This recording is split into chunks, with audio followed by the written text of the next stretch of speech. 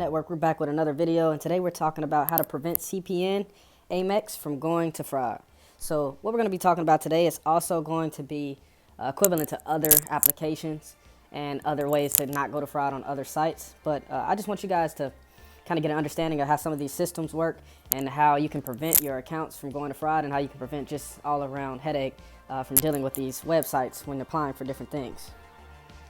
So what we have here, red flags and fraud indicators. Spending like a consumer, maximized by purchasing from business-to-business auctions, local or online, ordering many of the same items, ordering using anonymous free email domains. So even Gmail sometimes can flag fraud on certain sites. So sometimes you want to have dedicated emails with dedicated email domains. In previous videos, I've given you that information on sites you can go to.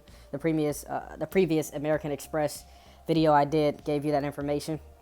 Trying to process in larger than normal transaction dollar amounts, sending to postal codes or countries where they show a history of fraudulent claims, ordering a popular hot product, highly desired goods for resale, a first-time shopper, purchasing large quantities or high-priced goods without regard to color, size, product, feature, or price.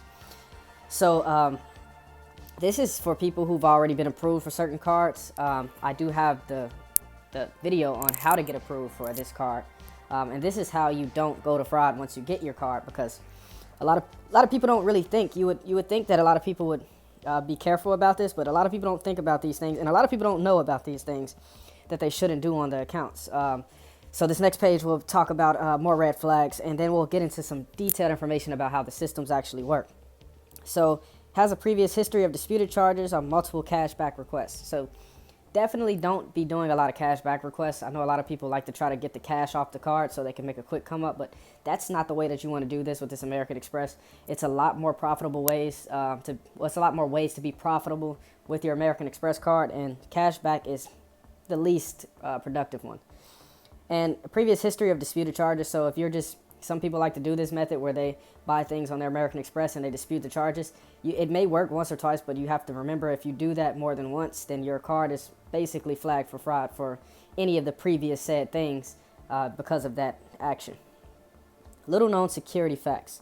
So ACCERTIFY is a company American Express owns and uses for fraud prevention. It monitors and has an automated fraud screening application.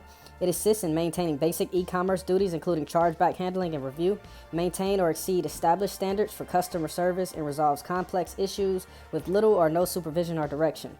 Performs manual fraud review in order to detect fraudulent transactions, review queued transactions, and independently determines if the reviewed transactions are fraudulent or legitimate.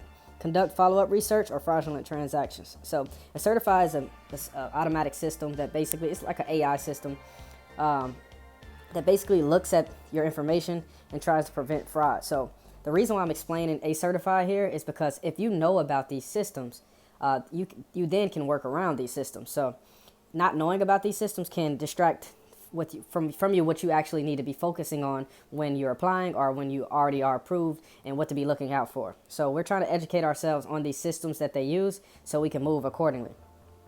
So understanding ACCERTIFY. ACCERTIFY is a leading provider of fraud prevention, chargeback management, digital identity, and payment gateway solutions to customers spanning e-commerce, financial services, and other diverse industries. So they work with other people. This system isn't only used for American Express. A lot of people use this system to prevent fraud. So this is a good system, like I said before, to learn what they look out for, what they don't want, what they do want, and how we can move around them without running into them and having issues with them. ACCERTIFY is a machine learning backbone and allows businesses to address customer challenges without interrupting customer experience. Understanding this system can help us understand how to prevent our accounts from reaching the fraud department. Understanding SIFT. So SIFT is a leader in digital trust and safety, empowering the Fortune 500 digital disruptors, helps companies unlock new revenue without risk by dynamically preventing fraud and abuse through technology and expertise. Global network and commitment to long-term customer relationships. So SIFT is another system that is dedicated for fraud prevention. This is another system that we're going to be looking at to prevent our accounts and applications from going to fraud.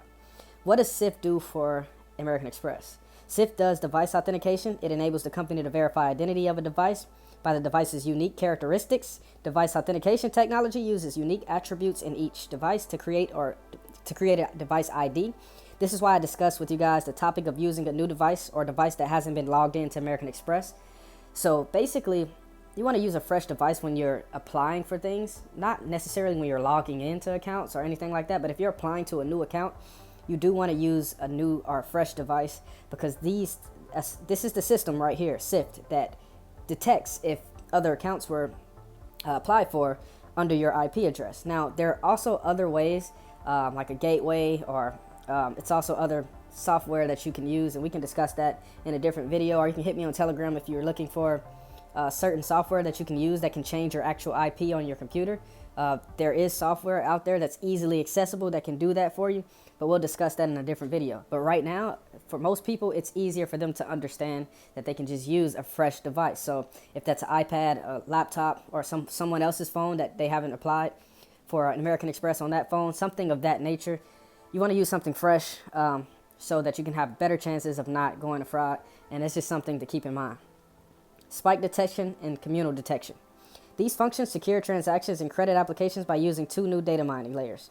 These new layers improve detection of frequently submitted applications because the detection system can detect various kinds of attacks. These type of systems are the reason why some people can't get multiple credit bureaus to pop on their profiles, because the sites they are using to try merge their accounts use protective data systems like these that block repeated information or applications that are similar. So these spike detection and communal detection, these are the detectors that actually block a lot of people when they're creating a CPN from getting reported on multiple credit bureaus. So sometimes you'll make a CPN, or some people will have a CPN and it's only reporting to TransUnion, it's not reporting to Equifax. And they'll wonder why it's not reporting to Equifax, or why because that basically means your CPN is not fully tri-merged. So they'll be wondering why their CPN isn't fully tri-merged, but it's usually because one of these detection systems, while tri-merging, detected that their information has been entered into their system, or similar information has been entered into their system multiple times. And that multiple times has been compared to other applications in that system, which has flagged fraud. And once it flags fraud or suspicious, it might not necessarily tell you that it's fraud. It might tell you, thank you for your application, we'll be reviewing. And then once they put that application through their system, they basically don't even report to the credit bureaus, because they feel like it's a suspicious application. Therefore, you go to your Credit Karma and you look and you don't have an Equifax, or you don't have an Experian, and you only have a TransUnion, or vice versa. And you wonder why, but that's why, these systems here. So this is why we have to follow a certain set of criteria, and this is why this video is necessary. So once again, why understand these systems? When understanding these systems, you will learn how to navigate sites and how to properly get your applications approved, not only with Amex, but all across the board. You always want to know what you're dealing with when applying to prevent easily preventable mistakes. Once again, thank you guys for watching. This is The Network. We're back with another video. Subscribe to the channel, like the video, and also subscribe to us in the Telegram in the description below for the latest updates and any products or services that you guys will need. Once again, we're back. We'll be back again soon. Happy New Year, guys, and we out.